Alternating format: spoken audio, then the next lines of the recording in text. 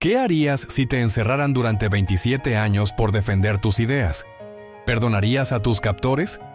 ¿Saldrías de prisión para liderar a todo un país hacia la reconciliación? Hoy vamos a hablar de un hombre que hizo exactamente eso. Un hombre cuyo nombre es sinónimo de resistencia, perdón y libertad, Nelson Mandela. Nacido el 18 de julio de 1918 en un pequeño pueblo de Sudáfrica llamado Mvezo, su nombre de pila, Rolihlahla, que en la lengua xhosa significa el que provoca problemas, pareció presagiar su destino. Desde joven, Mandela demostró una inteligencia y un espíritu indomable que lo llevarían a desafiar las injusticias de su tiempo. Creció en una sociedad marcada por el apartheid, un sistema brutal de segregación racial que negaba los derechos más básicos a la población negra. Pero Mandela no estaba dispuesto a aceptar ese destino. Decidió estudiar derecho, no para enriquecerse, sino para usar la ley como un arma contra la opresión. Se formó en la Universidad de Fort Hare y más tarde en la Universidad de Witwatersrand, convirtiéndose en uno de los primeros abogados negros de Johannesburgo. Junto a su amigo Oliver Tambo, abrió un despacho para defender a aquellos que no tenían voz, luchando día a día contra las leyes racistas. En 1944, su compromiso lo llevó a unirse al Congreso Nacional Africano, el ANC, pero la burocracia del partido le parecía demasiado lenta. Junto a otros jóvenes activistas, fundó la Liga Juvenil del ANC, inyectando una nueva energía y una estrategia de resistencia mucho más activa. Querían un cambio real y lo querían ya. Al principio, su lucha se inspiró en la desobediencia civil pacífica, organizando protestas y boicots. Pero la respuesta del gobierno fue cada vez más violenta. La masacre de Sharpeville en 1960, donde la policía abrió fuego contra manifestantes desarmados, fue un punto de inflexión. Mandela y el ANC entendieron que la no violencia no era suficiente para derrocar un régimen tan brutal. Fue entonces cuando cofundó el brazo armado del ANC, la Lanza de la Nación. No buscaban una guerra civil, sino actos de sabotaje que golpearan la economía del apartheid sin causar víctimas, pero el régimen no se quedaría de brazos cruzados. En 1962, Mandela fue arrestado. Tras un juicio que atrajo la atención mundial, fue acusado de sabotaje y conspiración. Su discurso desde el banquillo de los acusados se convirtió en una leyenda. Dijo: "He luchado contra la dominación blanca y he luchado contra la dominación negra.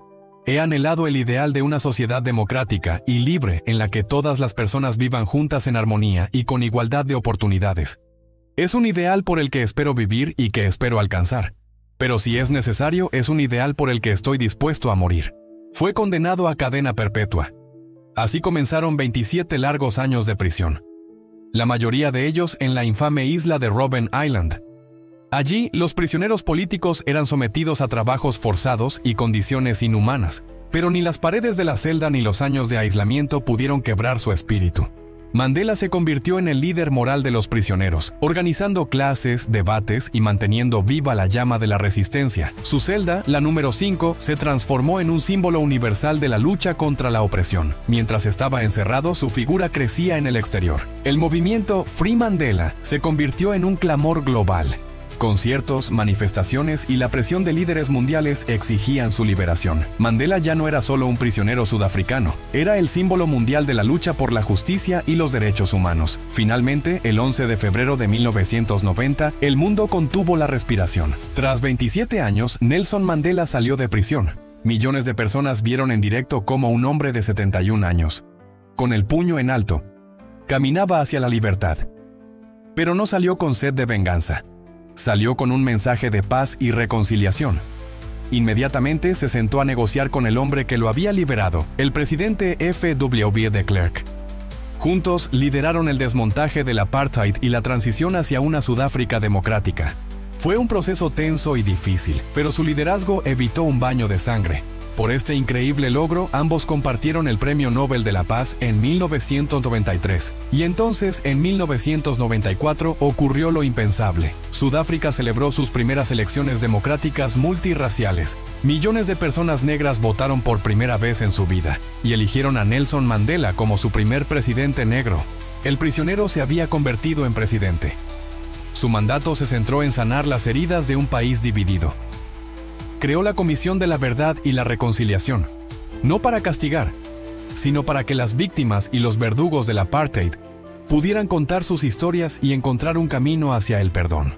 Usó el deporte, como la Copa Mundial de Rugby de 1995, para unir a blancos y negros bajo una misma bandera. Su presidencia fue una lección magistral de cómo construir una nación sobre los cimientos del perdón y la igualdad. Tras un mandato, decidió no presentarse a la reelección, dando un ejemplo de liderazgo democrático, pero nunca dejó de trabajar por la paz y la justicia. El 5 de diciembre de 2013, el mundo perdió a uno de sus más grandes héroes. Nelson Mandela, o Madiba, como su pueblo lo llamaba cariñosamente, falleció a los 95 años. Su legado es inmenso. Nos enseñó que ningún muro es lo suficientemente alto para encerrar un ideal, que el perdón es más poderoso que el odio, y que un solo individuo, armado con coraje y convicción, puede cambiar el mundo. La historia de Nelson Mandela no es solo la historia de un hombre, es la prueba de que, incluso en la oscuridad más profunda, la esperanza y la humanidad pueden triunfar. Gracias por acompañarnos en este viaje por la vida de una figura tan inspiradora. Si te ha gustado, no olvides compartir, suscribirte al canal y activar la campanita para no perderte nuestras próximas historias. ¡Hasta la próxima!